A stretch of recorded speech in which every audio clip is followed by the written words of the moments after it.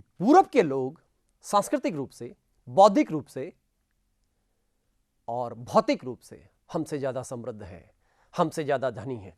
वो इन बातों की चर्चा करता है और मार्को पोलो एक ऐसा व्यक्ति बना जो प्रतीक बन गया पूरब जाने का। लोगों ने उसका मैप ले लिया। आने वाले समय में, यह बात 13वीं शताब्दी की है, 13वीं शताब्दी से लेकर 17वीं शताब्दी तक पूरब की ओर आने वालों का तांता लग गया। लाइन उसका मैप देखकर मैंने आपको बताया कि ब्लैक डेथ के कारण से जनसंख्या को नुकसान हुआ था। इस कारण से लोगों की सोच में परिवर्तन आया, जीवन कैसा होना चाहिए। सेकंड बात आई, मैंने ये बताया आपको, थोड़ी देर पहले बात की थी कि ये जो ऑटोमन टर्क्स थे, ऑटोमन टर्क्स ने कॉन्स्टेंटिनोपल पर अधिकार कर लिया। अब आप देखिए आने का रास्ता कौन है यूरोप वालों के लिए, ये है। अब यहां पे अधिकार किसका हो गया? ऑटोमन टर्क्स का। पहले किसका था? ईसाइयों का था। बेंजेंटाइन एम्पायर का साम्राज्य था। इस बेंजेंटाइन साम्राज्य में इनका आने का मार्ग इनको मिलता था और अब यह मार्ग बंद हो चुका है, तो अब नए मार्ग खोलने के चांस मिलेंगे। आप जानते हैं हम धर्म के अंतर्गत भी ये बात करते हैं और ये रियलाइजेशन भी है कि अगर ईश्वर आपका एक मार्ग बंद करता है तो दूसरा मार्ग खोलता है। आप देखो तो ठीक, नहीं देखो तो ठीक। तो इन्होंने एक मार्ग बंद कर दिया, तो मैंने आपको पहले ही बताया था, आवश्यकता आविष्कार की जननी है। इन्होंने अफ्रीका की तरफ से नए मार्ग ढूंढे, इस कारण से अफ्रीका भी मिला, इस कारण से अमेरिका भी मिला, इस कारण से ऑस्ट्रेलिया भी मिला, और मैगलिन जैसे लोगों ने पूरे विश्व का भी चक्कर लगा दिया पानी पानी में। पता लगा पृथ्वी गोल है, प्रैक्टिकली पता लगा। अभी तक तो हम बात कर रहे थे। तो एक बाधा आई, एक रास्ता बंद, तो दूसरा तैयार है। सिर्फ हमारे विजन की बात है कि हम कैसा सोचते हैं, कैसा देखते हैं। ये हमने ऑटोमन टर्क्स की बात की।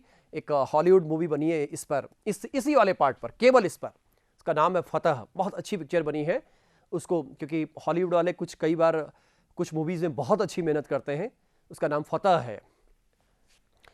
सेकेंडली, जब हम इन कारणों की चर्चा करते हैं तो मैंने आपको बताया कि शहरों में व्यापारिक घराने आ गए। इन व्यापारिक घरानों के साथ एक जगह थी फ्लोरेंस। फ्लोरेंस नाम का एक छोटा सा शहर था, आजकल तो बहुत बड़ा शहर है। फ्लोरेंस है, मिलान है, जिनोवा है, इनमें व्यापारिक घराने विकसित हुए। इन व्यापारिक घरानों में एक फ्लोरेंस का व्यापारिक घराना था। जैसे अपने हम बिरला की बात करते हैं, मोदी की बात करते हैं, अंबानी तो अब के हैं। ऐसे घराने में एक घराना था, मेडिसी का घराना।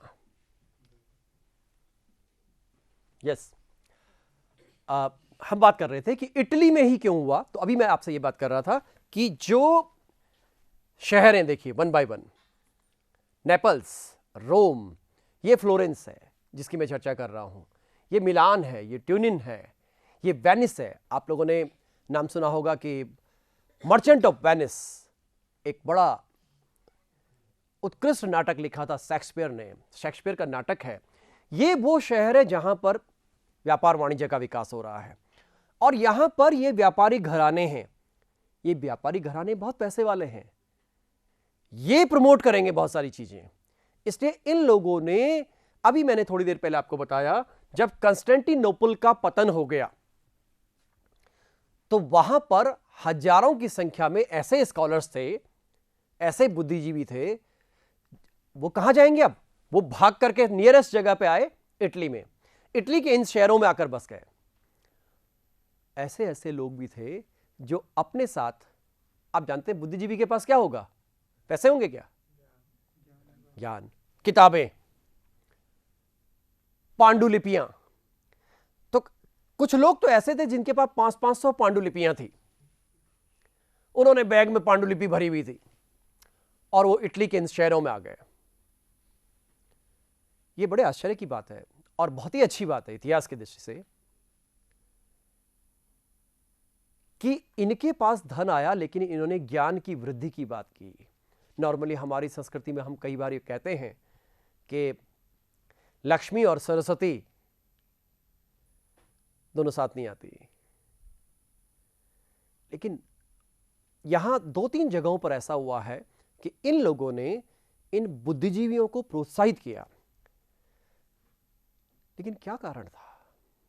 एक तो उनका रैशनैलिटी कारण था, एक बात, क्योंकि उनकी ईमानदारी पर ज्यादा शक नहीं करना चाहिए। एक कारण यह भी था कि ये तो जो बुद्धिजीवी थे, ये व्यापार वाणिज्य को प्रोत्साहन देने पर बल देते थे, यानी दोनों के हित मिल रहे थे। इसलिए इन शहरों में सारे ये जो बाहर से आए हुए लोग थे, इनके सेंटर्स बनते चले गए और इन्होंने सेमिनार्स करने शुरू कर दिए। ज्ञान पर, बुद्धि पर, विवेक पर और बहुत सारी बातों पर डिस्कशन होता था। और इसी डिस्कशन में एक बात यह भी सामने आती थी कि नई खोजें होनी चाहिए, तर्क हो, बुद्धि हो, विवेक हो, नई खोजें हो। और नई खोजों के संदर्भ हम देखते हैं कि यहां तो ये, क्योंकि ये मेडिटेरेनियन सी है, पुर्तगाल और स्पेन, यहां से आगे जाकर के पुर्तगाल आएगा, स्पेन आएगा, फिर पुर्तगाल, और उसके साथ साथ दोनों ये देश हैं। सबसे ज्यादा भौगोलिक खोजों का श्रेय इन लोगों को ही मिलेगा। मैं अभी उस बात पर वापस आऊंगा। ये आप देख लीजिए, इटली में ही क्यों? क्योंकि इटली एक केंद्र था किसका? रोमन संस्कृति का। इटली पर ग्रीक रोमन संस्कृति के बहुत से अवशेष थे। इटली में इस तरह की परंपराएं लंबे समय से चली आ रही थी। इटली में इन शहरों का विकास हुआ। देखिए, मैंने अभी नाम लिया था, फ्लोरेंस है, मिलान है, जिनेवा है, वेनिस है। इस तरह के जो वेल्दी स्टेट सिस्टम था वो वहां पर डेवलप हुआ और एक बुद्धिजीवियों के साथ साथ एक खास करके जो ये व्यापारी वर्ग था, ये विकसित होता चला गया। ये आप देख सकते हैं, वहां पर राज्यों के रूप में था, यहां अब ये शहरों के रूप में आ गया है। ये इटली का पार्ट आप देख सकते हैं, आपके सामने है। मर्चेंट क्लास का विकास होना और रोम और ग्रीस का यहां पर होना, ये एक कारण बनता है। ये मैं आपको बता चुका हूं, क्लासिक्स, रोमन और ग्रीक संस्कृति का आधार बनाते हुए क्लासिक्स चल रहा है।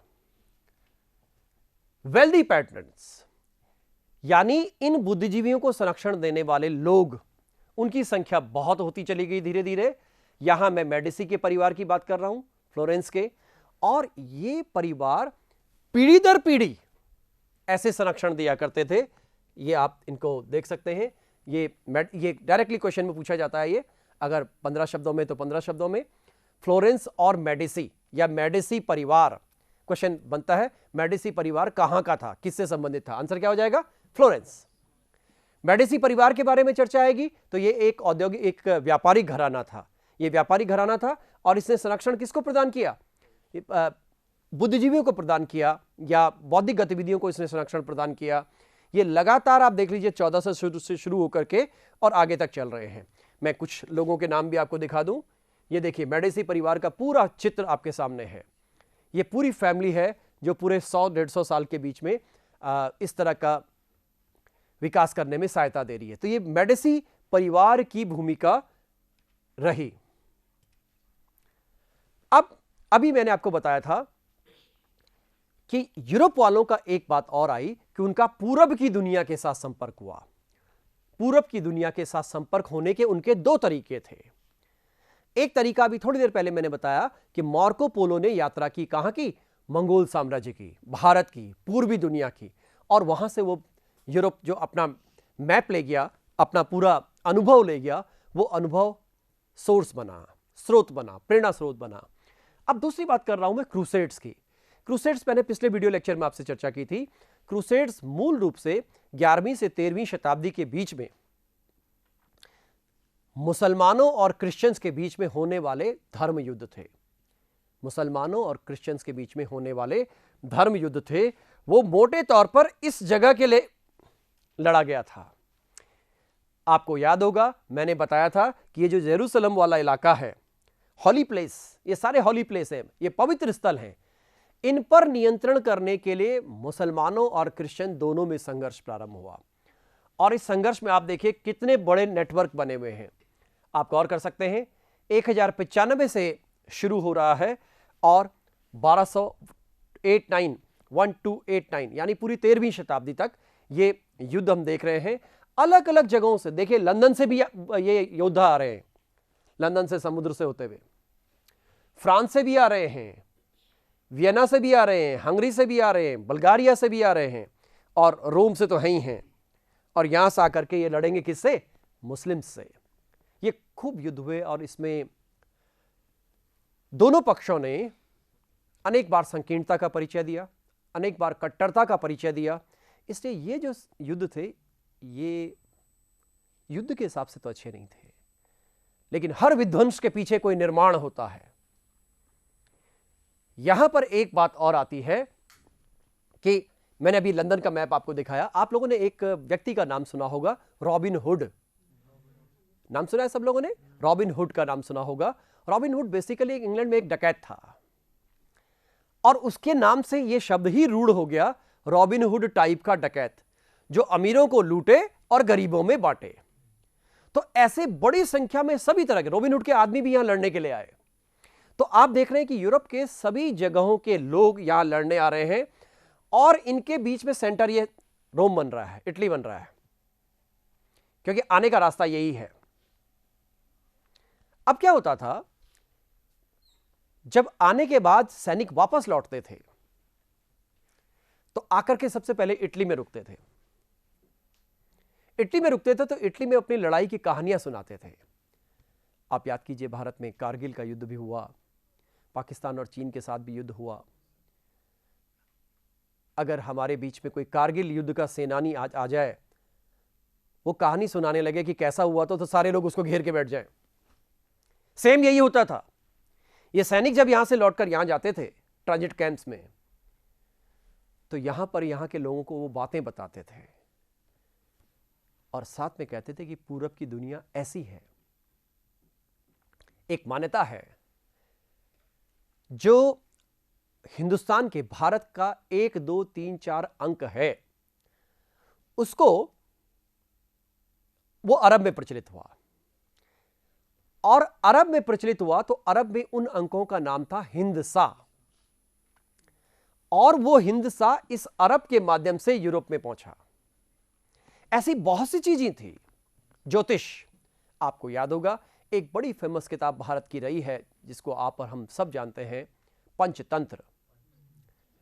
पंचतंत्र एक गुप्त काल की किताब है और बहुत ही प्रेरणादायक ग्रंथ है। हकीम बजरोया नाम के एक अरबी व्यक्ति ने इसका अरबी में ट्रांसलेशन किया 7वीं 8वीं शताब्दी में, और यह भी वही अरब का क्षेत्र है। ये सारे ग्रंथ, ऐसा उनको लगा यूरोप वासियों को कि इन लोगों के पास संस्कृति भी समृद्ध है, इन लोगों के पास ज्ञान भी है, इन लोगों के पास हमसे कुछ बेहतर चीजें हैं। तो ये एक तरह से क्रूसेड रहा। तो आपके पास प्रश्न यहां बनेगा, क्रूसेड क्या थे? तो 11वीं से 13वीं शताब्दी के बीच के एक प्रकार के धार्मिक युद्ध थे, जो कि मुसलमानों और क्रिश्चियंस के बीच में लड़े गए। किस काम के लिए? उद्देश्य क्या था? यरूशलेम पर कब्जा करना, इस हॉली एम्पायर पर, इस हॉली क्षेत्र पर, इस पवित्र एरिया में अपना नियंत्रण स्थापित करना। लेकिन क्योंकि इस फिलिस्तीन से बहुत दूर हैं ये लोग, इसलिए अंतिम नियंत्रण इनका स्थापित नहीं हो पाया। अब जो इस काल में, अभी मैंने आपसे बताया कि जब बौद्धिक चर्चा होती थी, तो इस बौद्धिक चर्चा में कहीं ना कहीं धर्म आ जाता था, कहीं ना कहीं चर्च आ जाता था। तब धर्म और चर्च की बात आएगी तो वो चैप्टर हम थोड़ा सेपरेट करेंगे, और वो चैप्टर आएगा धर्म सुधार आंदोलन, रिफॉर्मेशन। ज्ञान कई प्रकार का होता है। मैं आपको यहां पे थोड़ा सा ज्ञान के संदर्भ में 1-2 बातें बता दूं, क्योंकि इसके संदर्भ में हमको बात करनी है। ज्ञान जो होता है, इसकी व्याख्या हम लोग नहीं कर सकते, लेकिन ज्ञान को हम समझ सकते हैं। एक चिंतक ने कहा कि ज्ञान इतना विशद है, ज्ञान इतना व्यापक है कि पूरे दुनिया के समुद्र से अगर मैं एक बूंद पानी लेता हूं तो मेरे पास सिर्फ इतना ज्ञान है।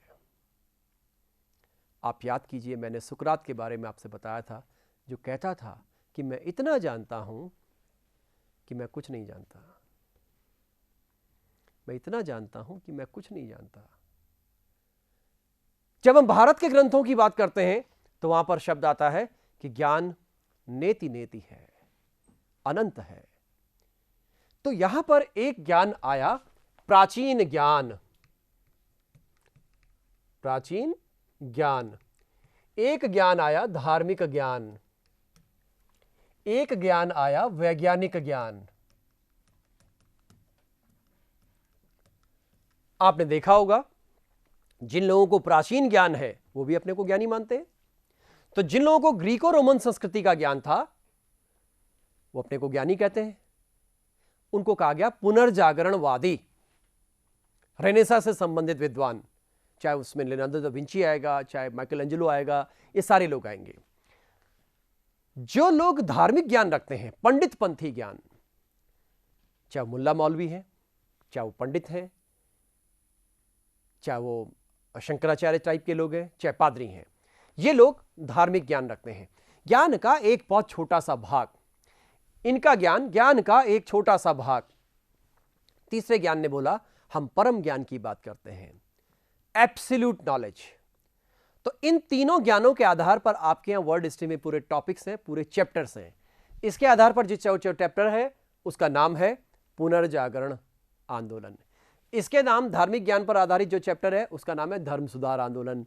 इसके नाम पर जो चैप्टर है उसको कहते हैं इनलाइटनमेंट, प्रबोधन का युग। आज आप और हम जिस धरातल पर खड़े हैं उस धरातल को इन्होंने तैयार किया, वैज्ञानिक ज्ञान ने। तो चाहे उसमें न्यूटन है, चाहे उसमें बाद के लोग हैं। वापस मैं अपने बिंदु पर आता हूं कि चर्च और न्यू आइडियाज क्या थे। जो भी नए आइडिया आते थे, क्योंकि इनके यहां क्या होता था, क्रिश्चियनिटी इतनी ज्यादा हावी थी आम जीवन में कि कोई व्यक्ति धर्म से इतर नहीं सोचता था।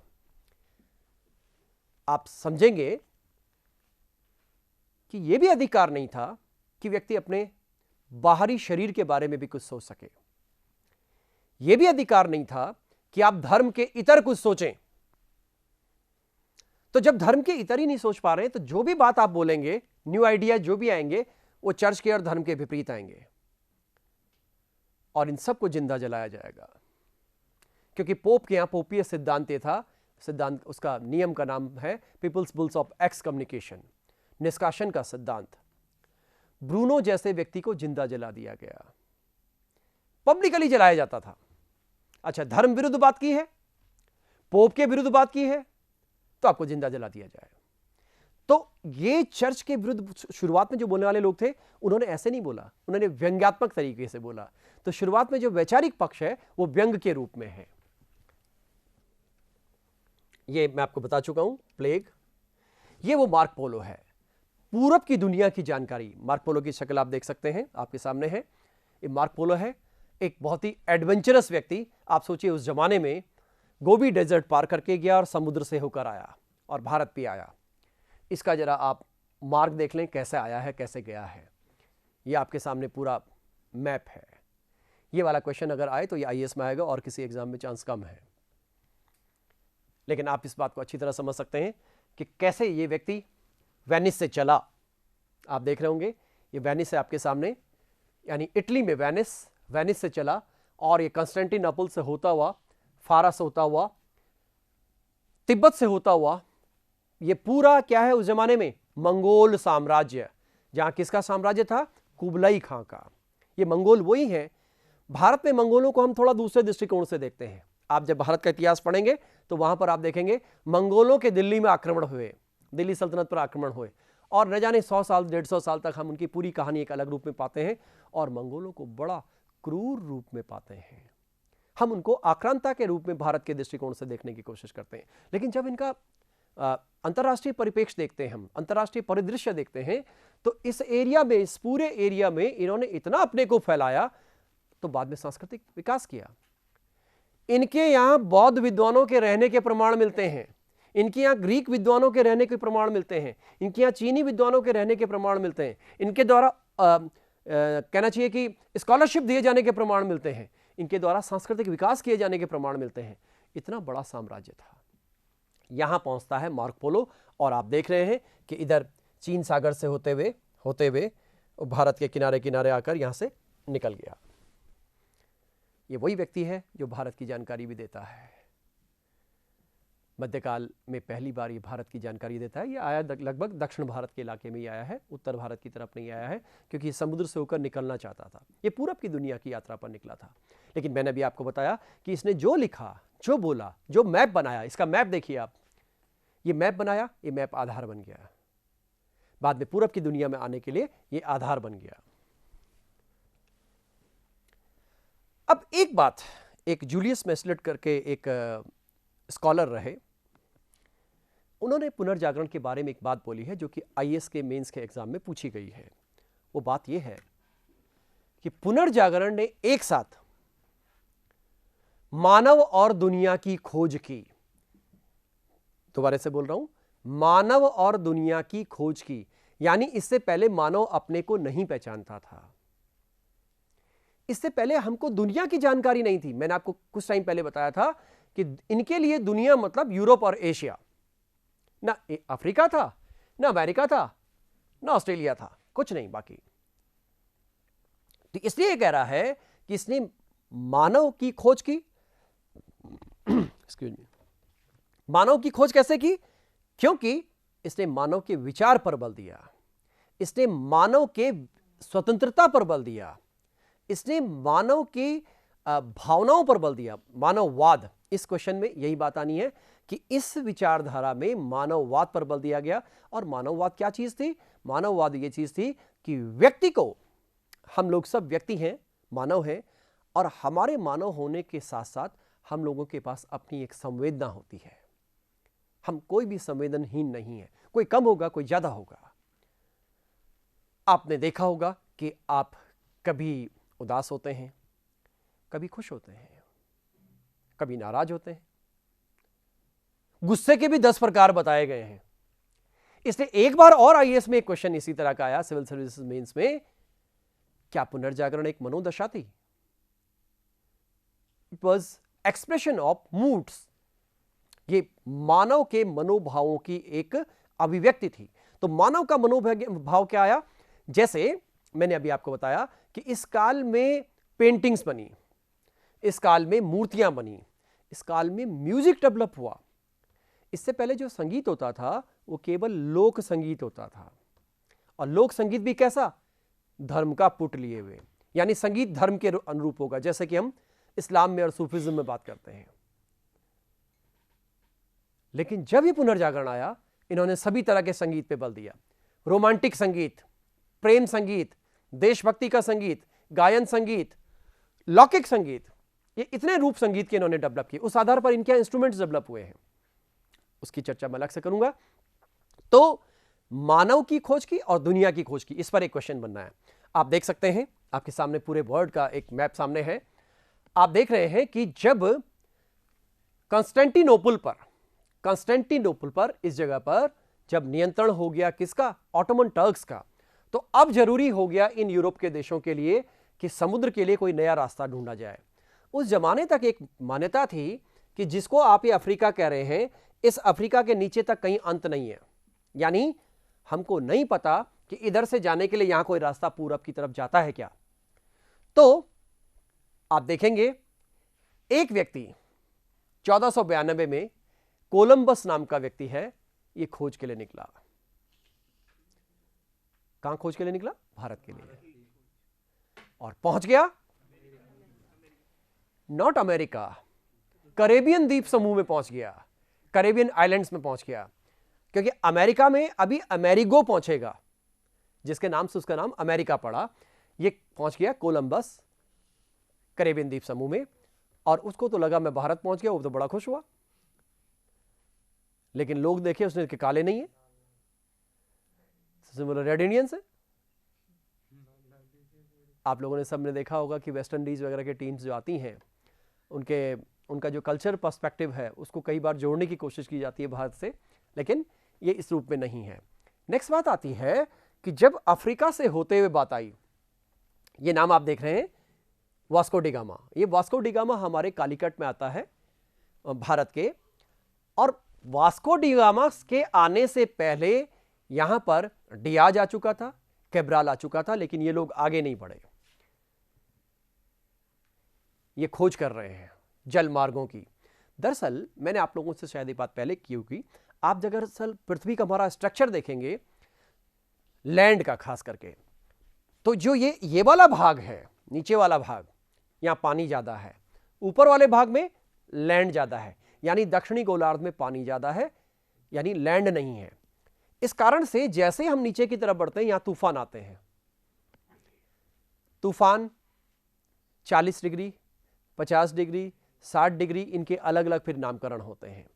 और अगर आप इस तरह की समुद्री यात्रा में जा रहे हैं तो ये एक बहुत बड़ा खतरा है। आप ये मत समझिएगा कि वास्को डी गामा अकेला आया होगा आपको लगता है अकेला आया होगा? 3 जहाज थे इसके साथ, 60 लोगों की टीम, और वो सारे लोग फिजिकली फिट होने चाहिए।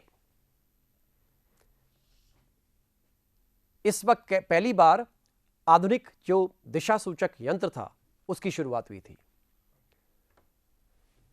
जब ये पहली बार यहां पहुंचे तो देखा कि इस इलाके में पहुंचे तो यहां चारों तरफ तूफान ही तूफान है, तो इस केप का नाम रख दिया केप ऑफ स्टॉर्म।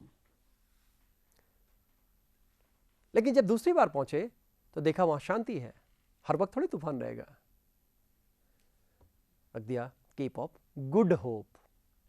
आज भी इसका यही नाम है। अफ्रीका में केप कहते हैं जो पार्ट लैंड का समुद्र के अंदर चला गया हो, वो उस पार्ट को हम केप कहते हैं, अंतरीप हिंदी में बोलते हैं।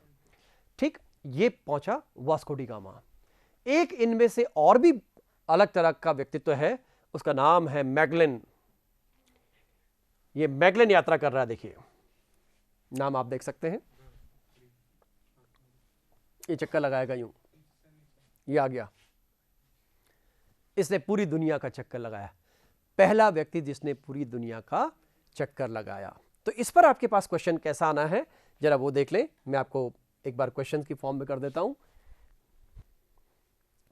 जैसे मैं आपको बात करूं कि भारत, सूची 1 को सूची 2 से सुमेलित कीजिए। भारत, फिर दुनिया का चक्कर किसने किया? मैगलन। तो मैगलन मैं ऊपर लिख देता हूं, वास्को डी गामा।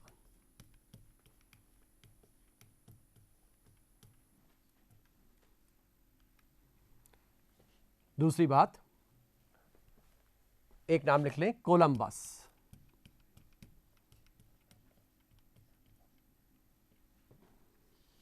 कोलंबस ने क्या किया? कैरेबियन। एक नाम लिखिए, अमेरिगो। इसने क्या किया? अमेरिका। तो ये ऐसे बन जाएगा।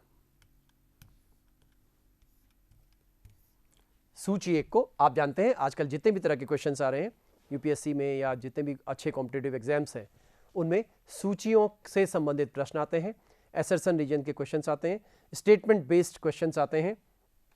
अब परंपरागत समय नहीं रहा, समय बदल रहा है, इसलिए उसके अकॉर्डिंग अपने को चेंज करिए। इस तरह से इस मानव ने, इस पुनर्जागरण ने ज्योग्राफिकल डिस्कवरीज को शुरू किया, भौगोलिक खोजों को शुरू किया, और इसने दुनिया को ढूंढने की कोशिश की गई। दुनिया को ढूंढा, इसलिए कहा गया इसने विश्व को ढूंढा। मानव को ढूंढा वो बात मैं पहले कर चुका हूं। तो इस प्रकार से हम ये बात देखते हैं कि किस तरह से पूरा विश्व की खोज हो रही है। इसी तरह से बाद में ऑस्ट्रेलिया में पहुंचते हैं, और इस पूरी दुनिया को, अमेरिका को कहा जाने लगा नई दुनिया। अगर आपसे पूछे न्यू वर्ल्ड क्या है, नई दुनिया क्या है, तो ये अमेरिका नई दुनिया है। ये वही भाग है जो मैं भी आपसे चर्चा कर रहा था कि एशिया से संपर्क के कारण से क्या क्या हुआ इनका। ये आप सिल्क रूट देख रहे हैं, कितना लंबा है और कितने कितने तरह से घूमता हुआ जा रहा है, आपके सामने है पूरा। ये बहुत ही अच्छी इसमें प्रेजेंट किया गया इस मैप में, और किस तरह से ये आप देखिए कि यूरोप के भागों तक पहुंच गया, कैस्पियन को क्रॉस करते हुए, भूमध्य सागर को क्रॉस करते हुए। इन मार्गों के माध्यम से हमें पता लगता था खास करके यूरोप वालों को कि पूरब की संस्कृति क्या है, कैसी है। एक बात और आई, अभी तक जो लिखने का रिवाज था वो लिखने का रिवाज हाथ से होता था।